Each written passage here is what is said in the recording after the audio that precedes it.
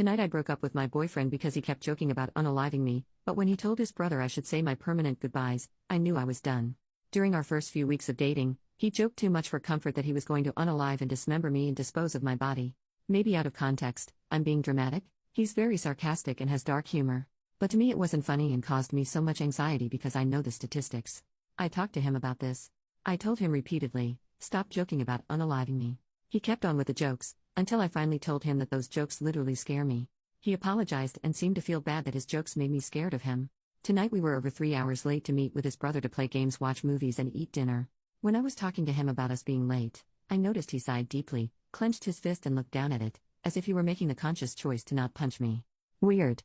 Then, as I was saying goodbye to his brother, he comes into the room and says she should say her permanent goodbyes. I asked him what the heck? He said it was a joke. I asked, how's it funny? What's the punchline? Please explain to me how that was supposed to be funny? He couldn't answer. I didn't want to get in the car with him. I walked off and thankfully my roommate picked me up and drove me home. He called later and I told him I'm done.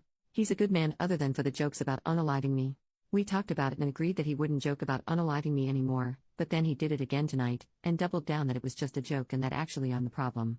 I started telling him, again, about how often women are unalived by their husbands and boyfriends and that's why the jokes bother me so much, but he interrupted me to say SEKU. So I hung up and blocked him. All of this really sucks because my roommates say I should just talk it out with him and give him another chance because they can tell I really like him and he really likes me. But I already did that. I thought we were past the homicide jokes. Then he did it again tonight while he was angry with me, and it caused me this awful feeling in my gut that I needed to not get in the car with him, and get away from him. I've had boyfriends and male friends in the past. None of them have ever made jokes about unaliving and dismembering me, especially multiple times after I told them to stop. Have you had friends or boyfriends that make jokes like this? Where is the humor in it? What would you do in this situation? Small update in the same post, the next day. Thank you everyone for your overwhelming support. Also thank you for the important links and resources in the comments. I've learned a lot and shared them with my friends. I love this sub. I haven't heard from him and he hasn't caused any trouble since the breakup. If anything comes up I'll update this post. Top comments. Commenter number 1. When I was a teenager I would go driving around country roads and around our smallish town with male buddies from school. I'm a woman, and one night my really good friend thought it was a good idea to make a joke about chopping me up with an axe. I got really terrified because it was just an overwhelming and scary thing to hear and I started to cry. The immediate regret was obvious in my friend's eyes and he genuinely looked mortified for having scared me so bad. He started apologizing and saying it was such a stupid joke and reassured me. In the moments after making his stupid attempt at humor and seeing the impact it had, he felt remorse and wanted to correct his behavior. Your ex did not do this, or if he did, he immediately repeated the scary behavior again anyways. My friend never made a joke like that again.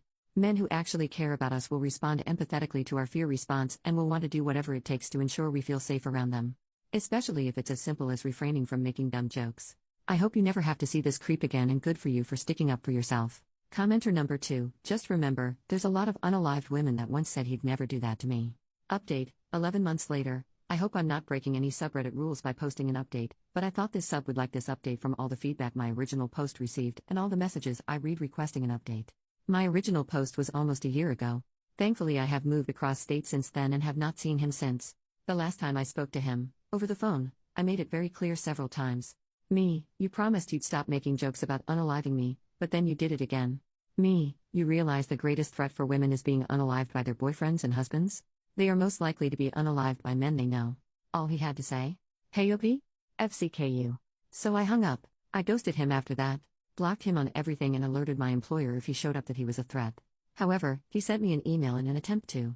I don't know? I'll leave you to draw conclusions because I really can't make sense of it, but it is pretty long. The email he sent me. Dear OP, spelled with numbers, he got my name wrong multiple times and it became a joke, which is what he refers to here. I don't really know how to go about saying that I am empathetic, as I'm a me-pathetic mess. But I do feel, I can understand, and I have recognized. My actions have consequences. Clearly. I thought I was being reasonable. I gave you time and space. I wasn't sure how long I needed to wait, or if I should just do nothing, but I didn't know you had even blocked me, until today, as I had not called, and only texted that first day, expecting nothing back, yet now I understand, I should have known. I tried to call you tonight though, despite my better judgment, that's when it hit me hard. It's been almost 2 weeks. I know you don't want to be in a relationship with me, but I wanted to end this civilly, I could hope at least. On terms that we both could live on, amicably, or me, since I didn't have a choice. That terrible night was booze-ridden and unfortunately for me, the end of us. I didn't get any chance, but I made my choices, and I was cut out of you, Like the cancer I became, regardless of how much I remember, due to my memories being cut down by Irish whiskey and high haste focused. You ghosted me. Now I know how that feels, as I have done that to others. I deserve this. It's interesting because you mentioned to me that I never had to change my number in my last relationship over 5 years ago, because all I needed to do was block them. Damn, history not only repeats itself, but can be effing ironic. I lost one of my best friends. I lost you. I have been hurting OP. This hurt even more when I realized you don't even want to communicate with me. I would ask why? But I know it's because you hate me, what you think of me, what you think I am. Who likes Andrew Tate? Nobody. I embody that nobody. I am hate. I am Tate. I obviously have a lot of growing up to do. I was not aware of just how much. I do not regret you or the experiences I shared, which were awesome and different than all the treasures I had experienced with another soul. We had so much in common, and yet, the few things we didn't shaped itself into a shadow that blocked our light, your light. I regret not realizing that perhaps, I was just not ready. You are so beautiful and awesome OP, and I hate hurting you in any way, especially since you deserve so much love, and instead I gave you fear. You however only gave me happiness, you made me feel wanted, so much so that it blindsided me. I haven't been that happy in a very long time, and maybe that's why I fell for you so hard and so fast, as I had been in the dark for years, and your essence got me as high as a kite. I could see the sky for once. I was flying. I had been grounded since I had lost my wings a few years ago, and it showed. I started sinking in the sands of time. In bottles. In gates drowned by my fears. My brother lost a friend because of me. I lost because of me. I may be a good person, that does bad things, but I did a bad thing to a good person. It scares me to think that, when we do, and it will inevitably happen, as it's a small town, run into each other, you will fear me. And I will fear you. I don't want that. But, I made my grave. And I suppose I need to sleep in it. I will not call you again, as I did tonight, as much as I want to. You can always call me, but, I am aware that is about as real as my dreams coming true.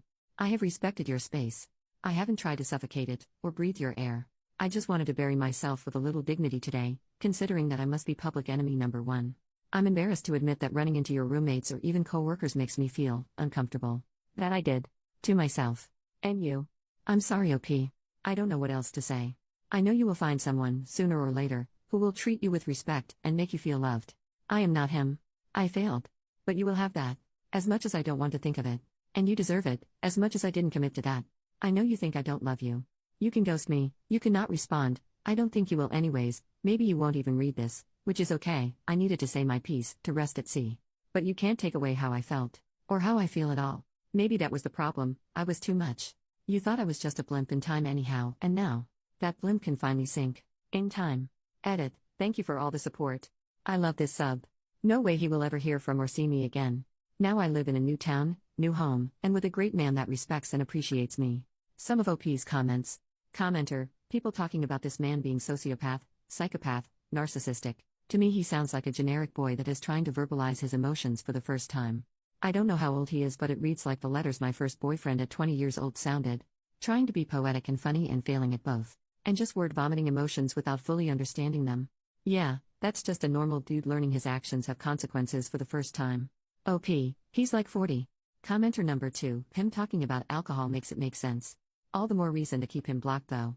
If he's making those jokes while drunk, there's a non-zero chance that he actually did fantasize about unaliving and dismembering you or someone else. OP, most of the time when he made the jokes he was totally sober. Commenter number 3, I read through your first post. The dating phase is when you get to know somebody.